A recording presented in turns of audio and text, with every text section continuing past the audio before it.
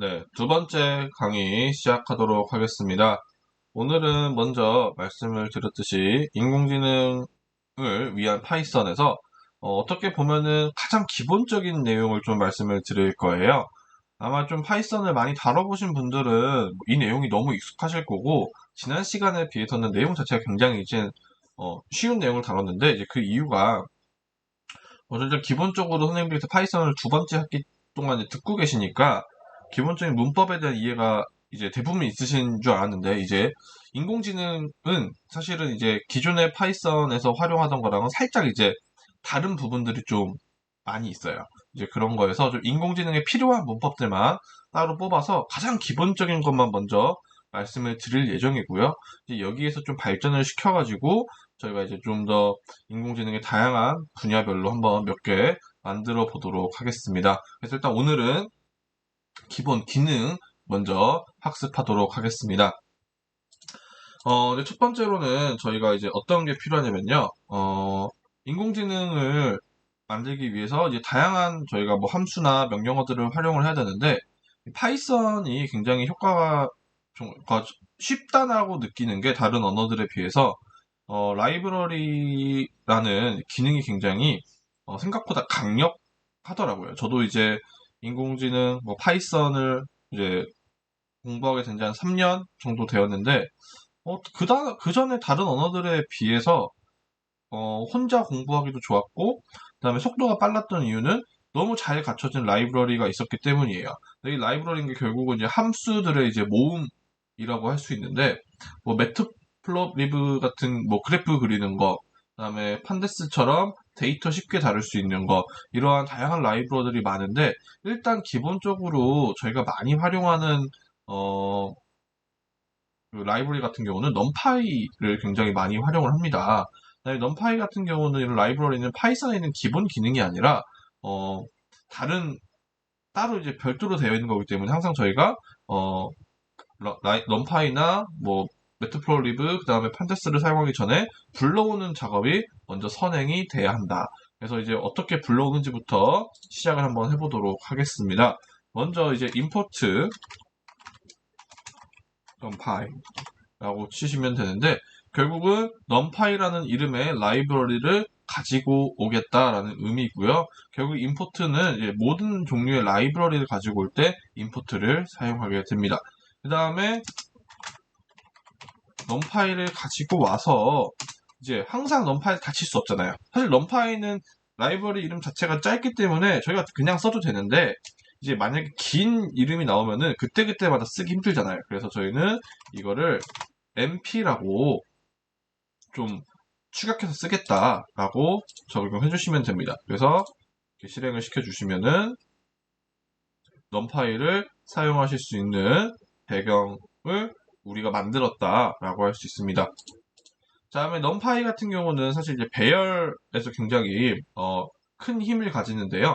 넘파이에 array라는 함수가 있습니다. 이 array 함수는 넘파이 배열을 만들 수 있는 함수인데, 어, 기존의 파이썬에서의 배열과 넘파이 배열은 비슷할 수도 있지만 굉장히 그 기능 자체가 다릅니다. 그래서 이제 인공지능 같은 경우에는 데이터의 형태가 굉장히 중요한 역할을 하기 때문에 이 넘파이의 다양한 특히 배열 기능을 통해서 저희가 인공지능의 데이터를 전처리 과정에서 좀 더 우리에게 필요한, 그다음에 인공지능에게 적합한 형태의 데이터 형태로 바꾸는 굉장히 좋은 기능들이 많다라고 생각할 수 있습니다. 자, 그래서 한번 넘파이 배열을 만들어 보면은, 자, 저는 이런 그냥 배열을 만들 거예요. 이거는 뭐 딱히 함수 이름이 아니라 그냥 제가 인위적으로 만든 거고, 자, mp. 자, 이거는 numpy 라이브러리에서 array라는 함수를 가지고 오겠다. 그래서 어떤 배열을 만들 건데, 그러니까 자, 이렇게 1, 3, 5, 7, 9로 이루어진 배열을 만들겠다라고 하면서 실행을 눌러주시면은 만든 거고요. 만약에 이제 확인을 하시고 싶으시면 이렇게 그 변수를 그대로 치시면은 이렇게 어레이 배열의 1, 3, 5, 7, 9라는 배열을 만든 것을 저희가 확인을 할 수 있습니다. 자, 근데 제가 배열이 굉장히 중요하다라고 말씀을 드린 이유가, 자, 이제 PPT에서나 뭐 보여드릴 텐데, 자, 이런 형태로 예를 들어서 1, 2, 3, 4라는 데이터가 있을 때, 이제 같은 원소로 구성이 되어 있지만, 배열의 모양이 다르죠. 이런 형태로 어떤 인공지능이냐에 따라서 데이터의 형태가 굉장히 중요하기 때문에, 이러한 데이터의 형태들을 우리가 필요한 모습으로 계속 바꿀 수 있는 이제 기능들을 알고 있어야만 이제 적절한 이제 명령을 내려주는 건데, 이때 강력하게 사용이 되는 게 numpy에서의 배열이다라고 할 수 있습니다. 그래서 이제 이렇게 이런 식으로 numpy 배열을 만들 수 있다. 자, 그 다음에 이제 제가 만든 numpy의 이제 형태를 알아보고 싶다라고 할 때는 이제 shape라는 이제 명령어를 사용할 수 있습니다. 그래서 앞에서 만든 이 변수의 shape는 모양은 어때? 라고 물어보는 겁니다. 모양 어때? 아, 5, 콤마라는 건요. 자, 5개의 원소로 이루어졌다라는 거예요. 한 1차원 배열에서. 그래서 5개로 원소 이루어져 있어. 라고 말할 수 있는 거죠. 자, 그 다음에 이건 이제 1차원 배열이었고요. 근데 이제 저희가 사용하는 데이터는 1차원 데이터도 있지만 2차원의 형태로 되어 있는 것들도 있죠. 자, 2차원의 형태란 건 과연 무엇이냐? 다시 또 PPT에서 그림으로 보여드리면, 자, 위에 게 이제 1차원 형태의 배열이에요. 아까 저희가 이제 만들었던 nArray라는 저 변수가 14579라는 원소들로 이루어졌죠. 이게 이제 1차원 배열이고, 2차원 배열이라는 거는 지금 아래 보이는 1부터 10까지의 배열을 이런 식으로 이루어진 거를 2차원 배열이라고 합니다. 자, 이런 거를 저희가 이제 고등학교 때 배웠던 이제 행렬이랑 이제 연결이 되는 건데, 이거는 자, 가로의 줄은 행, 그 다음에 세로의 줄은 열이라고 하죠. 그래서 2행 5열의 자, 원소 배열을 이루어진 어레이 배열을 numpy에서의 배열을 우리가 보실 수 있는 겁니다. 자, 그러면은 2차원의 배열은 우리가 어떻게 만들 수 있냐? 다시 새로운 변수를 하나 만들어 주고요. 이번 d를 붙이겠습니다. 다시 numpy array, 자, 하고 이제 첫 번째 행에 들어갈 원소들을 주고요. 그 다음에 두 번째 행에 들어갈 원소를 치시면 됩니다. 자, 이 상태에서 한번 확인을 해볼까요? 확인을 하면은 어디가 틀렸을까요? 여기서 전체를 하나 묶어주는, 자, 괄호 하나 빼먹었네요. 자, 이런 식으로 하면은, 자, 2차원 배열이 완성이 되었습니다. 자, 이런 식으로 이제 저희가 만들 수 있고요. 한번 이제 만들었으니까 형태 한번 확인해 볼까요? 아까 shape 이제 썼었죠? shape 샤머는 2행 5열이라고 알려주고 있습니다. 네, 이런 식으로 이제 저희가 배열을, numpy 배열을 만들고 그 생김새를 확인할 수 있습니다. 그 다음에 이제 numpy의 사실 기능 중에서 가장 이제 다른 거에 비해서 특출나다라는 거는 배열의 형태를 좀 자유롭게 바꿀 수 있다라는 겁니다. 배열의 형태를 바꾸는 거는 reshape 함수인데요. 바꿔보면은 지금 2행 5열이었죠. 이 darray라는 변수가 2행 5열이었는데 제가 이번에는 이거를 5행 2열로 바꿔보겠습니다. 즉 행과 열의 데이터 형태를 바꾸는 건데, 자, 변수 이름은 d52 darray reshape 그 다음에 5행 2열 이런 식으로 바꿔보면요,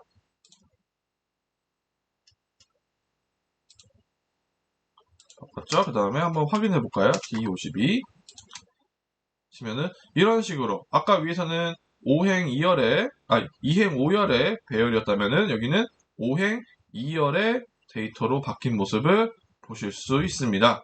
자, 그 다음에 이번에는 자, 2차원 데이터, 이 darray의 2차원 데이터를 이번에는 1차원 데이터로 바꿔보겠습니다. d10은 darray reshape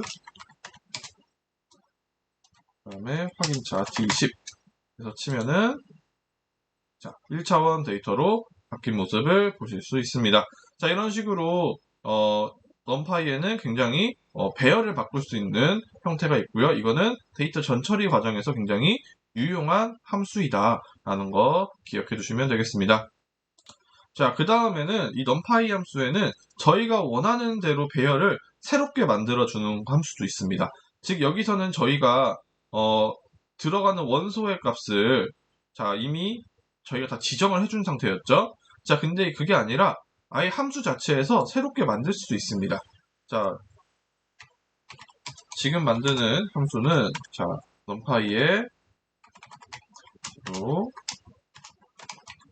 자, 이 함수는 자, numpy의 배를 만드는데 모든 값을 0으로 만들어 달라. 0으로 구성되어 있는 배열을 만들어 달라는 거고요. 이 뒤에 2,5는 이행 오열로 만들어 달라. 그래서 놓고 확인해 보면 자, 이렇게 이행 오열에 0으로만 이루어진 행렬들을 보실 수 있습니다.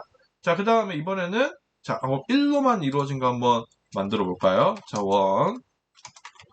numpy once 5 똑같이 1 해서 확인해 보면은 자, 1로만 이루어진 어레이 함수 배열을 보실 수 있습니다. 그 다음에 이번에는 한번 무작위 값을 한번 만들어 보도록 하겠습니다. 여기서는 저희가 숫자를 0, 1로 지정해 줬는데 이번엔 0, 1이 아니라 아예 무작위 수를 이제 만들 건데 자, 이번에는 랜덤한 값을 구성을 하면서 이제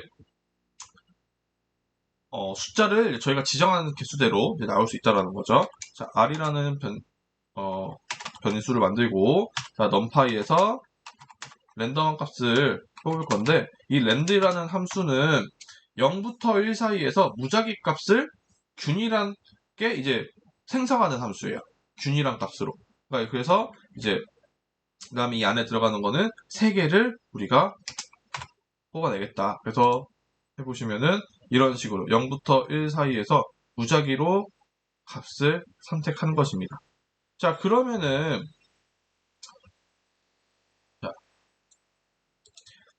그러면 이게 미리 지정이 되어 있는 거 아니냐라고 할 수 있는데 그래서 한번 추가적으로 코드를 늘려서 그대로 복사해서 똑같은 코드죠. 과연 진짜 랜덤하게 나오느냐 봤을 때 랜덤하게 나오죠. 다른 값이 아예 나와버렸죠. 이런 식으로 그때그때 상황에 따라서 무작위 값이 추출된다는 거 균일하게 나오게 됩니다. 자, 그 다음에 이제 이어서는 자, 그러면 정말 이거 무작위하게 나오는 거 맞아? 그 다음에 확인하셨죠? 그 다음에 그 정말 0부터 1 사이에서 균일하게 나와? 정말 확률이 같아? 라고 이제 질문을 할 수 있는 학생들이 자, 그것을 한번 확인을 해보도록 하겠습니다. 자, 이번에는 자, 그래프를 통해서 학생들에게 좀 시각적으로 보여주려고 합니다. 자, 그래프는 matplotlib 라이브러리였죠? 그 다음에 여기서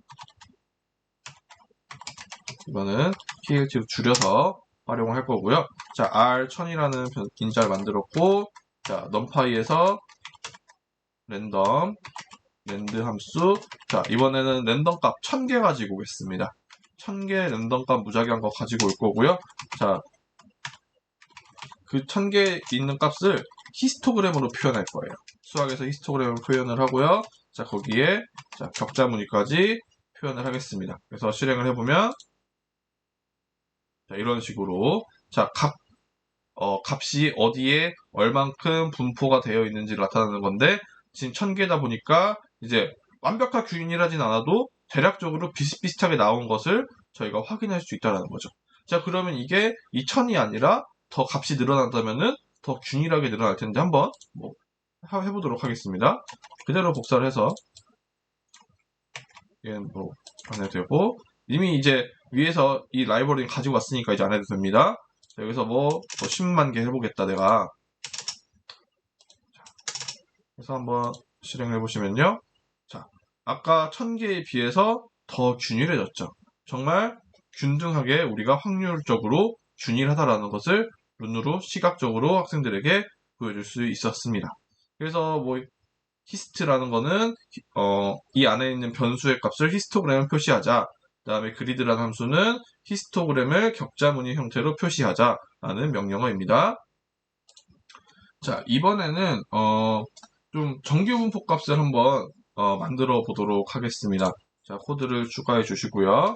자, 아래는 numpy 랜덤 값을 추출할 거고요. 자, 이번에는 자, 정규분포 노말이고요. 자, 이렇게 치면은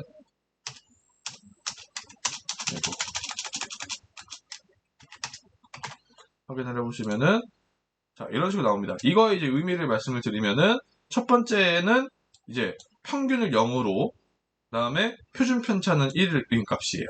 그거에 생성하는 값은 3개이다. 즉 평균 0이고 이 3개 값을 합쳤을 때 평균 0이고요. 표준 편차 1이고요. 그다음에 3개 하겠다라는 이제 제가 인자를 만든 거죠.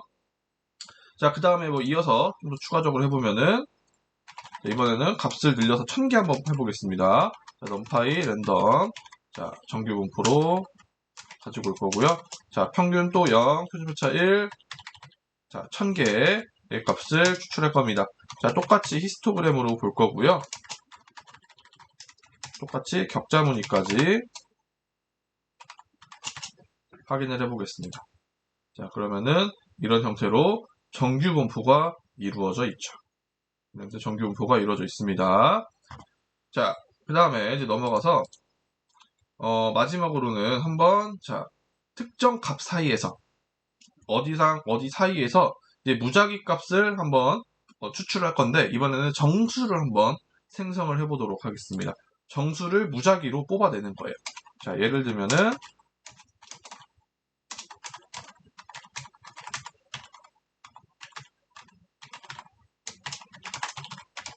자, 이렇게 했다고 했을 때 결과값이 잠시만요. 또 어디가 잘못 쳤냐? 이런 식으로 나왔죠. 해석을 해드리겠습니다. 자, landint라는 함수는요. 특정 값 사이에서 무작위 정수를 생성하는 거예요.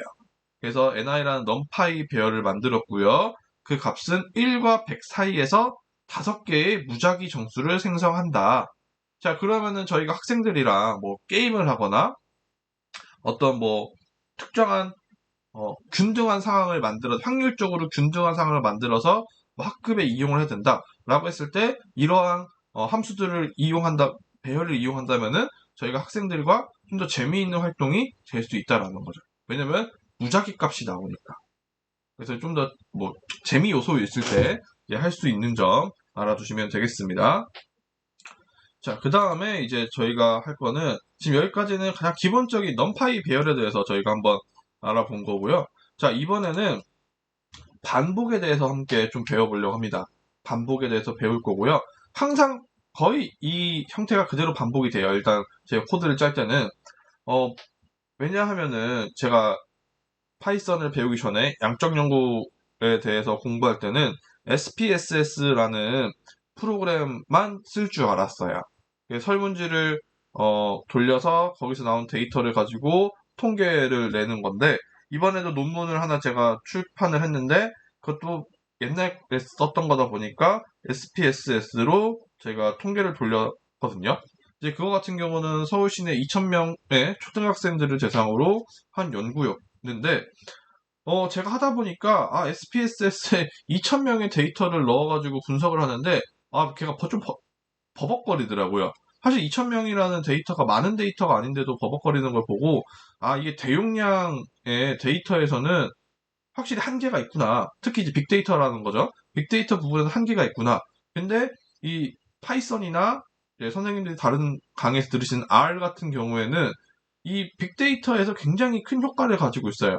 그러니까 같은 과제, 그러니까 같은 행동을 동일하게 계속 반복하는 거에 굉장히 강점을 가지고 있는데 그거의 핵심이 되는 게 이 반복문이라고 할 수 있습니다. 한번 반복문 가벼운 거부터 한번 시작을 해보도록 하겠습니다. 자, 먼저 제가 이렇게 변수를 하나 만들겠습니다. 배열을 세종은 1, 2, 3, 4, 5 만들었고 한번 확인해 보시면은 자, 세종 이렇게 나왔죠. 자, 그 다음에 코드를 추가하겠습니다. 자, for I in 세종 그 다음에 프린트 수업 수업 끝 라고 한다면은 자 수업 끝이 반복이 되고 있죠. 자 이거 이제 말씀을 드리겠습니다. 자 for문이라고 하고요. for문은 대표적인 반복문이라고 할 수 있습니다. 이 for문이라는 거는 이 안에 이 세종이라는 곳에 있는 원소의 배열, 원소의 수만큼 이 안에 있는 문구를 반복하라는 거예요. 세종에 아까 원소의 수가 5개가 있었죠. 그래서 5번만큼 반복을 해서 수업 끝이 5번이 나오는 거죠. 그래서 가장 기본적인 형태입니다. for, 그 다음에 i가 이제 변수인데 for 변수인, 그 다음에 마지막에 배열이라고 생각하시면 되고요. 자 그러면 여기 i 변수 이거 왜 있냐, 없어도 되는 건데 그냥 이것만 있으면 이것만큼 반복하는 거 아니냐 라고 할 수 있는데 이 i도 또 다른 역할이 있습니다. 자 다시 for i in 세종 하시고요. 그 다음에 프린트, 자 i 변수 치시고요.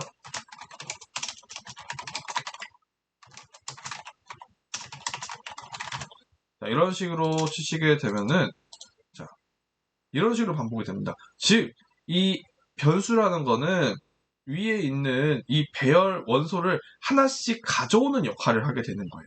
여기는 프린트 안에 i가 없었기 때문에 이걸 가져오지 않고 그냥 개수만 가지고 왔다면은 여기서는 그 숫자 그대로 가지고 와서 여기 입력이 되는 거죠. 1주차 수업이 끝났습니다. 라는 형식으로 이렇게 이제 반복이 자연스럽게 됩니다. 왜냐하면은 이 반복문이 없으면은 저희는 5개는 그냥 칠 수 있지만 100개, 1000개가 넘어가면은 다 코드를 칠 수가 없잖아요. 그렇기 때문에 그럴 때 굉장히 핵심적인 역할을 할 수 있다라는 거고요. 자, 그 다음에 이제 저희가 함께 볼 반복문 같은 경우에는 이제 range 함수라고 할 수 있습니다. 자, range 함수 같은 경우는 특정 구간의 숫자를 만들어주는 함수입니다.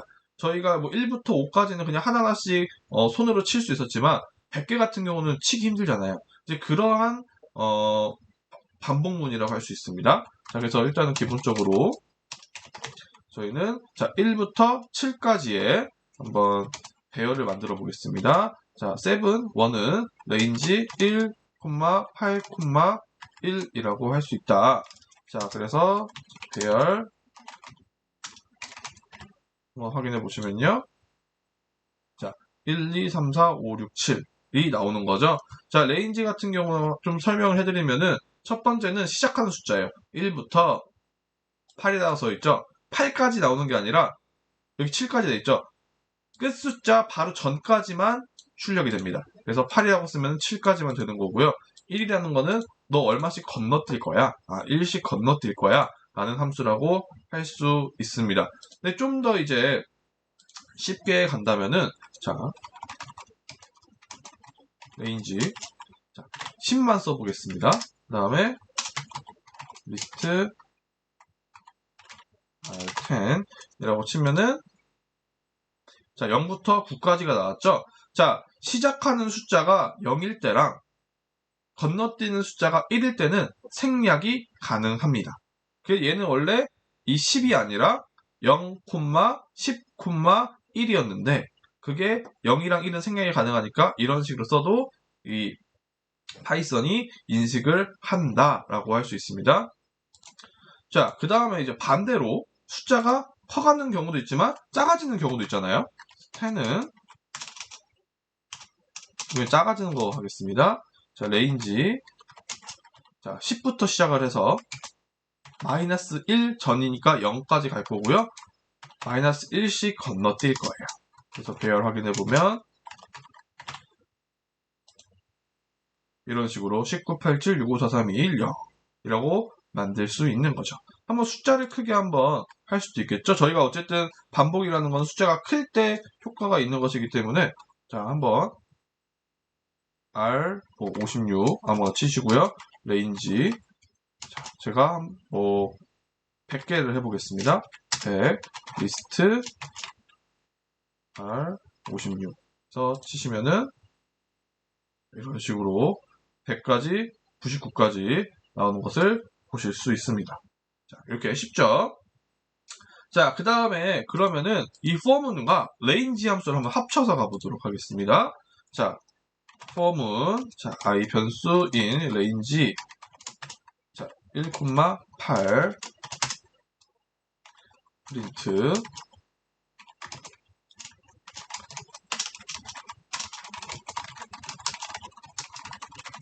자, 라고 하면은, 자, 결국은 아까는 세종이라는 변수가 있어서 여기 있는 숫자를 얘 변수가 받았다면은 지금 이거 같은 경우는 변수가 뭘 받았냐면요. 레인지 1부터 8이라는 배열을 새로 만든 거잖아요. 저희가 이거를 만들어서 이 변수가 그거를 받은 거죠. 1,8이고요. 그 다음에 아까 세 번째 콤마가 1이면 생략 가능하니까 제가 1,8이라고 쓴 겁니다. 원래 사실은 1,8,1로 쓰는 게 가장 이제 정확한 표현이겠죠. 그래서 이렇게 7번 반복이 되었습니다. 이렇게 해서 이제 레인지 함수까지 활용하는 반복문 가장 기본적인 걸 활용했고요. 그 다음에 마지막으로 기본적인 거는 조건문입니다. 조건문은 두 개만 좀 기억하시면 되는데 if문이랑 if else문입니다. 자, 먼저 a는 15라는 걸 약속을 하고요. 만약에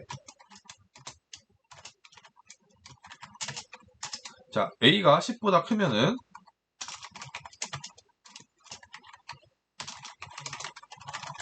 라고 출력해줘. 큰다면 여기서 그죠? a가 10보다 크니까 10보다 큽니다라고 출력이 되는 거죠. 이건 아마 많이 해보셨을 거예요. 너무 기본적인 거기 때문에 그냥 복습하는 차원에서 생각하시면 되고요. 자, 그 다음에 이어서 if else문이 이제 중요한 거죠. 자, 만약에 a 아까 위에서 a15라고 했죠. 얘가 2로 나눴던 나머지가 이렇게 퍼센트하고 2하면은 2로 나눴을 때 나머지가 0이라면 짝수죠. 그래서 프린트 짝수입니다로 출력을 하고 만약에 그렇지 않으면 홀수죠. 홀수입니다라고 출력해줘 라고 명령을 내렸습니다. 그래서 15니까 그렇죠. 홀수인 것을 알 수 있었습니다. 자, 그 다음에 마지막으로 자, 함수 만들기입니다. 함수 만들기. 자, 지금까지는 기본적으로 라이브러리에서 지정해줬던 함수를 저희가 거의 사용을 했는데 이번에는 저희가 직접 함수를 만들 수도 있어요. 어떤 명령하면요. def문입니다. def, definition에서 온 거고요. 자, 함수를 정의하겠다. 그 다음에 함수 이름은 저희가 마음대로 할 수 있습니다. 넘버 체크라는 함수를 만들 거고 그 안에 들어간 변수는 넘버에 넘을 쓸 겁니다. 자, 그랬을 때 이 함수에 대한 내용을 이제 쳐주는 거예요. 이 함수는요, 만약에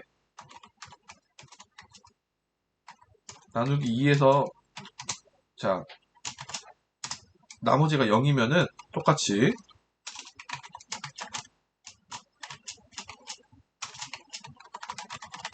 짝수입니다를 출력하고 그렇지 않으면은 홀수입니다를 출력해줘 라고 하는 겁니다. 한번 확인을 해보면요. 자, 이렇게 확인이 된 거죠.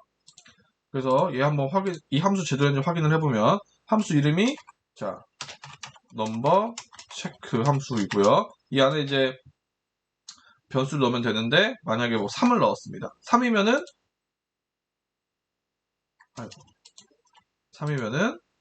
이렇게 홀수입니다가 자연스럽게 뜨는 거죠. 네, 이런 식으로 함수를 저희가 정의를 할 수 있고요. 자, 다음에 이제 여기 넘버 체크는 함수 이름, 다음에 이 num은 매개 변수라고 그래서 이제 파라미터라고도 하는데, 자, 결국은 이제 함수 내부에서 사용하는 변수라고, 뭐 x, y처럼 이제 변수라고 생각하시면 될 것 같습니다. 자, 여기까지가 어떻게 보면 가장 기본적인 인공지능을 위한 파이썬에서 기본 기능이라고 생각하시면 돼요.